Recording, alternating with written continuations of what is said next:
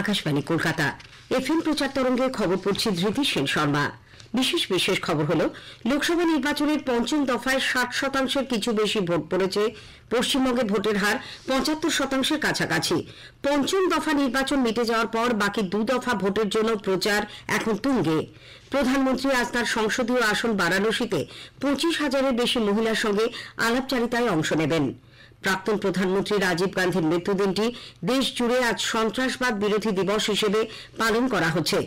ইরানের রাষ্ট্রপতি ইব্রাহিম রাইসির দুর্ঘটনায় প্রাণহানির পর নতুন রাষ্ট্রপতি নির্বাচনে ভোট নেওয়া হবে 28 জুন। রাইসির মৃত্যুতে ভারতে আজ একদিনের রাষ্ট্রীয় শোক। ভারতীয় আবহাওয়া দপ্তর আগামী 4 দিন উত্তর পশ্চিম ভারতের সমতল ভূমি, উত্তর মধ্যপ্রদেশ ও গুজরাটে অতি তীব্র তাপপ্রবাহের লাল সতর্কতা জারি করেছে। আইপিএল ক্রিকেটে আজ প্লে অফ পর্বের ম্যাচ শুরু হচ্ছে। আহমেদাবাদে কলকাতা নাইট রাইডার্স মুখোমুখি হবে সানরাইজার্স হায়দ্রাবাদের। আসছে বিস্তারিত খবরে। দেশে লোকসভা নির্বাচনের পঞ্চম দফায় 60.09% ভোট পড়েছে। এই দফায় 6টি রাজ্য ও 2টি কেন্দ্রশাসিত অঞ্চলের 49টি লোকসভা কেন্দ্রে গতকাল ভোট নেওয়া হয়।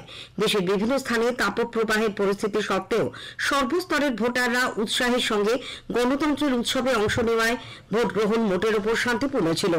নির্বাচন কমিশনের তথ্য অনুযায়ী পশ্চিমবঙ্গের সবচেয়ে বেশি 74.65% ভোট পড়েছে। লাদাখে 69.62, ওড়িশায় 67.59, ঝাড়খণ্ডে 63.07, উত্তরপ্রদেশে 57.79, বিহারে 54.85, মহারাষ্ট্রে 54.29% ভোট পড়ার খবর মিলেছে। জম্মু কাশ্মীরের বারামুল্লা কেন্দ্রে গত 35 বছরের মধ্যে সবচেয়ে বেশি ভোট পড়েছে 56.73%। এই দফা নির্বাচনে মোট 695 জন প্রার্থী প্রতিদ্বন্দ্বিতার আসরে ছিলেন। উত্তরপ্রদেশের 14, মহারাষ্ট্রের 13, পশ্চিমবঙ্গের 7, ওড়িশা ও বিহারের 5টি করে, ঝাড়খণ্ডের 3টি এবং জম্মু কাশ্মীর ও লাদাখের 1টি করে আসনে পঞ্চম দফায় ভোট নেওয়া হয়। এর সঙ্গে দেশের 25টি রাজ্য ও কেন্দ্রশাসিত অঞ্চলে ভোট গ্রহণ সম্পূর্ণ হল। 5 দফায় এ পর্যন্ত 428টি আসনে ভোট নেওয়া হয়েছে। অরুণাচল প্রদেশ, সিকিম, অন্ধ্রপ্রদেশ বিধানসভা নির্বাচনের ভোট গ্রহণ প্রক্রিয়াও সম্পূর্ণ। ওড়িশা বিধানসভার 63টি আসনেও সম্পন্ন হয়েছে ভোট গ্রহণ প্রক্রিয়া। লোকসভা নির্বাচনের পঞ্চম দফা ভোট মিটে যাওয়ার পর বাকি 2 দফা ভোটের জন্য প্রচার এখন তুঙ্গে। শীর্ষ বিজেপি নেতা প্রধানমন্ত্রী নরেন্দ্র মোদী আজ বিহারের মতিহারের গান্ধী ময়দানে চম্পারণ লোকসভা কেন্দ্রের দলীয় প্রার্থীর সমর্থনে এক জনসভায় যোগ দেন। পঞ্চম দফা নির্বাচনে স্বতঃস্ফূর্তভাবে ভোট দেওয়ার জন্য তিনি নাগরিকদের ধন্যবাদ জানান। পরিবারতান্ত্রিক দলগুলিকে কটাক্ষ করে প্রধানমন্ত্রী বলেন, যারা রূপোর চামচ মুখে নিয়ে জন্মেছে তারা কখনোই জানবে না কঠোর পরিশ্রম কাকে বলে। তিনিও তার দল এই পরিশ্রমকেই পাথেয় করে সাফল্যের পথে এগিয়ে চলেছেন বলে প্রধানমন্ত্রীর দাবি। এবারে নির্বাচনে তার বিজেপি ও এনডিএ জোটের জয় সুনিশ্চিত বলেও শ্রী মোদী প্রত্যয় ব্যক্ত করেন।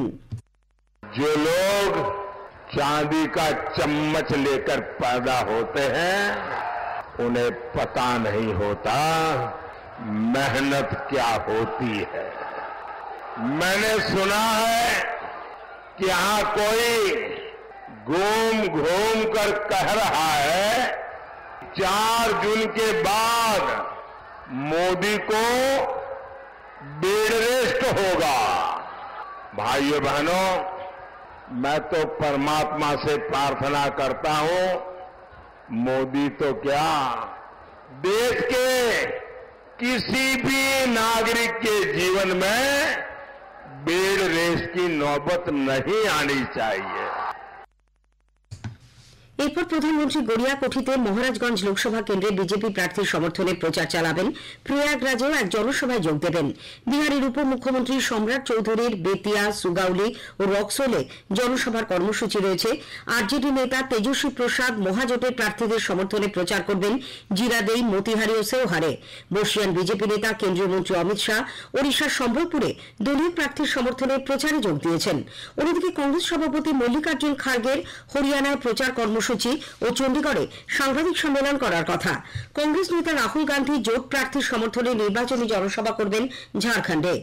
এদিকে তৃণমূল কংগ্রেস নেত্রী মুখ্যমন্ত্রী মমতা ব্যানার্জি আজ বসিরহাট ও বারাসাত লোকসভায় দলীয় প্রার্থীদের সমর্থনে দুটি জনসভা করবেন।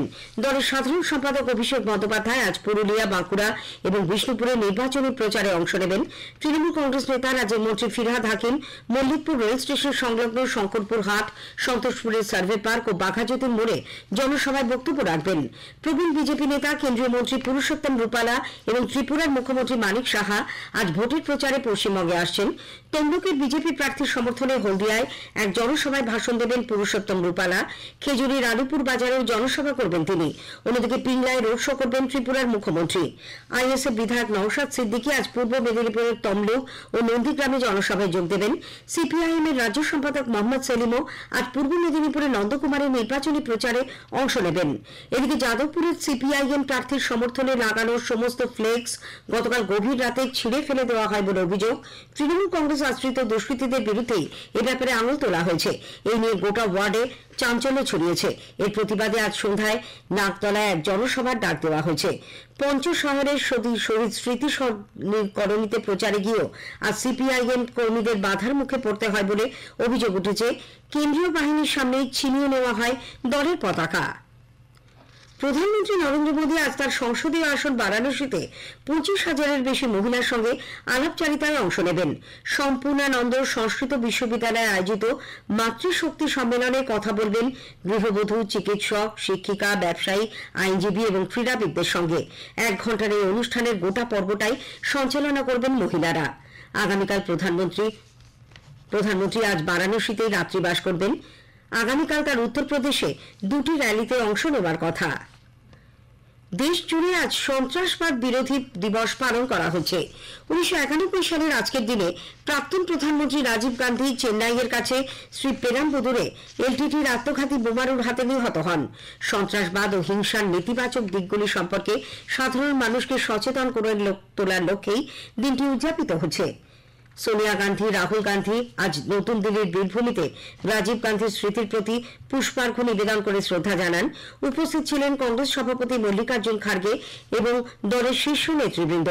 প্রধানমন্ত্রী নরেন্দ্র মোদী এক্স হ্যান্ডেলে প্রয়াত প্রধানমন্ত্রীর প্রতি শ্রদ্ধা জানিয়েছেন। পশ্চিমবঙ্গের নানা অনুষ্ঠানে প্রাক্তন প্রধানমন্ত্রীর স্মৃতি তর্পণ করা হচ্ছে। এই উপলক্ষে বহরমপুরে জেলা কংগ্রেস কার্যালয়ে আয়োজিত এক অনুষ্ঠানে রাজীব গান্ধীর মূর্তিতে মালা দিয়ে শ্রদ্ধা জানান প্রদেশ কংগ্রেস সভাপতি অধীর রঞ্জন চৌধুরী। কংগ্রেসের অন্যান্য নেতাও সেখানে উপস্থিত ছিলেন। লালন ফকিরের 250তম জন্মবার্ষিকী উপলক্ষে বাংলাদেশের শেরপুরে শুরু হয়েছে ভারত বাংলার সঙ্গীত উৎসব। 3 দিনের এই উৎসবে 2 দেশের বহু বাউল সঙ্গীত শিল্পী, লেখক, গায়ক, সুরকার, সমাজ সংস্কারক ও চিন্তাবিদ যোগ দিয়েছেন। এই খবর আপনারা শুনছেন আকাশবাণী থেকে। ইরানের রাষ্ট্রপতি ইব্রাহিম রাইসির দুর্ঘটনায় প্রাণহানির পর নতুন রাষ্ট্রপতি নির্বাচনের দিন স্থির হয়েছে। আগামী মাসের 28 তারিখে চতুর্দশ রাষ্ট্রপতি নির্বাচনে ভোট নেওয়া হবে। কার্যনির্বাহী রাষ্ট্রপতি হিসেবে দায়িত্ব নেওয়া মোহাম্মদ মোকবার বিচার ব্যবস্থার প্রধান এবং সংসদের অধ্যক্ষ সহ শীর্ষ কর্তা ব্যক্তিদের মধ্যে আয়োজিত বৈঠকে ভোটের দিন স্থির হয়। চলতি মাসের 30 তারিখ থেকে 3রা জুন পর্যন্ত মনোনয়ন জমা নেওয়ার কাজ চলবে। এদিকে ভারত আজ রাষ্ট্রপতি ইব্রাহিম রাইসির প্রয়াণে রাষ্ট্রীয় শোক পালন করছে। রাষ্ট্রসংঘ নিরাপত্তা পরিষদেও শোক প্রকাশ করে নীরবতা পালন করা হয়। ব্রিটেনে দূষিত রক্তজাত উপাদানে 30,000 মানুষের সংক্রমিত হওয়ার ঘটনায় প্রধানমন্ত্রী ঋষি সুনাক ক্ষমা প্রার্থনা করেছেন। গতকাল হাউস অব কমন্সে তিনি এই ঘটনায় সরকারের পক্ষ থেকে ক্ষমা চেয়ে একে জাতীয় লজ্জার দিন বলে ঘোষণা করেন। উল্লেখ্য, স্যার ব্রায়ান ল্যাংস্টাফের রিপোর্ট উদ্ধৃত করে ঋষি সুনাক সংক্রমিত এবং ওই কাণ্ডে যারা প্রভাবিত হয়েছেন তাদের উপযুক্ত ক্ষতিপূরণ দেওয়ার প্রতিশ্রুতি দিয়েছেন। প্রসঙ্গত 2527 পাতার তদন্ত রিপোর্টে জানানো হয়, দূষিত রক্তজাত উপাদান শরীরে প্রবেশ করায় প্রাণ হারিয়েছেন 3,000-এরও বেশি মানুষ। দক্ষিণ পশ্চিম মৌসুমী বায়ুর প্রভাবে শ্রীলঙ্কায় প্রবল বৃষ্টি শুরু হয়েছে, সঙ্গে বইছে ঝোড়ো হাওয়া। সে দেশের আবহাওয়া দপ্তর কিছু কিছু এলাকায় 100 মিলিমিটারের বেশি বৃষ্টিপাতের সতর্কতা জারি করেছে। এদিকে ভারতীয় আবহাওয়া দপ্তর আইএমডি আগামী 4 দিন উত্তর পশ্চিম ভারতের সমতল ভূমি, উত্তর মধ্যপ্রদেশ ও গুজরাটে অতি তীব্র তাপপ্রবাহের লাল সতর্কতা জারি করেছে। এর পাশাপাশি আগামী শুক্রবার পর্যন্ত অতি তীব্র বা অতি তীব্র তাপপ্রবাহের মতো পরিস্থিতি থাকতে পারে পাঞ্জাব, হরিয়ানা, চণ্ডীগড়, দিল্লি, পশ্চিম রাজস্থান, পশ্চিম উত্তরপ্রদেশ, পূর্ব রাজস্থান এবং উত্তর পশ্চিম মধ্যপ্রদেশে। তাপপ্রবাহের কারণে রাজধানীর স্কুলগুলিতে অবিলম্বে গ্রীষ্মাবকাশ দেওয়ার নির্দেশ দিয়েছে দিল্লি সরকার। আইপিএল ক্রিকেটের প্লে অফ পর্বের ম্যাচ আজ শুরু হবে।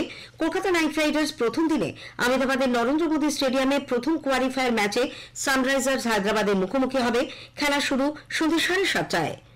খবর পড়া এখনকার মতো এখানেই শেষ হলো।